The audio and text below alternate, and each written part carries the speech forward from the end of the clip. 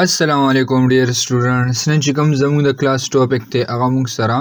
په دې ریویو ټیپ کې چې کوم دا موږ سره لینګویج ګروپ راغلی دا به ډیټیل سره ډیسکس کوو. دې کې موږ سره سمبل لومبه راغلی د ټرانسلیټ صحیح شو د یو لینګویج نه موږ بل لینګویج ته ټرانسلیشن کوو د هغې لپاره بس یوز کوو دا ټرانسلیټ کمانډ یوز کوو. لا موږ خپل لینګویج سلیکټ کوو دلته نه موږ سلیکټ کولی شو د پروفینګ لپاره صحیح شو. سمپل زه رالم دلته ایکوالز ټو رینډ واغشتو جسټ رالم دلته مې یو ډیفینیشن دی بل فایل نه واغشتو لایک ما سره داسې د کمپیوټر ډیفینیشن دی کنټرول سی مې کو او سمبل رالم دی پیج ته مې څو کو پیسټ مې کو صحیح شو. دا موږ سره د کمپیوټر یو سمپل ډیفینیشن دی. موږ وایو چې لکه د دې ټرانسلیشن موږ کو سکو ټرانسلیشن یې کو نو سلیکشن به والو دلته دغه شانتې سیمسټرز ریویو ته به راشو او دلته ټرانسلیټ باندې به کلیک کو. اوس په دې ټرانسلیټ کې موږ سره راغلی ټرانسلیټ ډاکومنټ دی ټرانسلیټ سلیکټډ ټیکسټ دی او بیا لیکلی مینی ټرانسلیټر انګلیش یونایټډ سټیټ دی موږ سره صحیح شو. اوس زه رالم سمپل دلته مې کلیک کو ټرانسلیټ باندې فور ایگزامپل زه وایم چې لکه زما دا کوم دغه راغلی دی ډیفینیشن راغلی دا د ډایرکټ هندي ته موږ سره څه شي ټرانسلیټ شي بای ډیفالټ زه وایم چې د هندي د ټرانسلیشن د دې وشي نو سمپل راشو په دې به کلیک کو دی به موږ سره ټرانسلیټ کړي سمپل راشو یس باندې به کلیک کو چې کله انټرنیټ ورسره کنیکټ وي زموږ سیسټم سره نو هلې به دې ټرانسلیشن کوي. سمپل موږ دلته وګورو نو د دې ټرانسلیشن موږ ته اوس څه سره وشو هندي ته وشو را سره صحیح شو که نه. که سمبل زه راشم د دې سلیکشن داسې والمه ټرانسلیټ باندې کلیک کو او دلته راشو کلیک کو څه باندې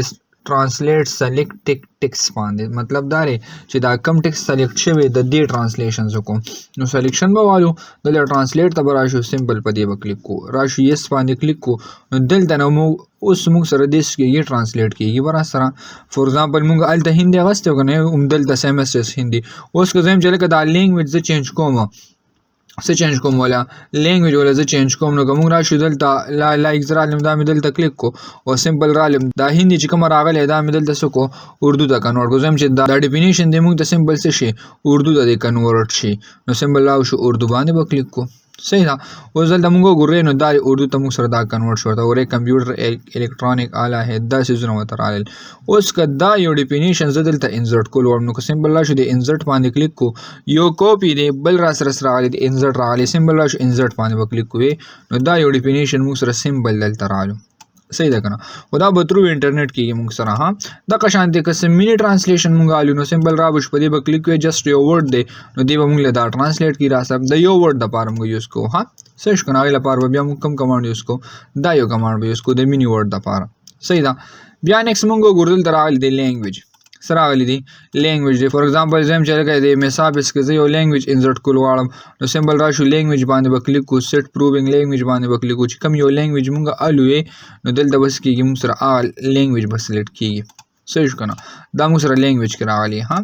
بیا راشو دلته که زه د بل آپشن باندې کلیک کوم سمپل لینګویج پریفرنس باندې کلیک کو نو ګورئ دلته نه موږ لینګویج اخیستی شو که د ایډ ای لینګویج باندې کلیک کو نو ملټیپل لینګویج موږ اخیستی شو چې انټرنیټ ورسره کنیکټ وي نو موږ دلته نه کولی شو یو لینګویج لکه لایک رالم ایډ ای لینګویج باندې مې کلیک کوئ دا ټول لینګویج دي نو چې زه کوم یو انسټالول غواړم هغه موږ دلته نه انسټالولی شو صحیح شو که نه. نو دا موږ سره جسټ لینګویج دی ها د لینګویج لپاره موږ سره څه کېږي که یو لینګویج موږ دې لپاره ډاونلوډ کوو نو ایزیلی ډاونلوډ کولی شو نیټ باندې ډیپینډ کوي ها مطلب انسټالیشن کوو موږ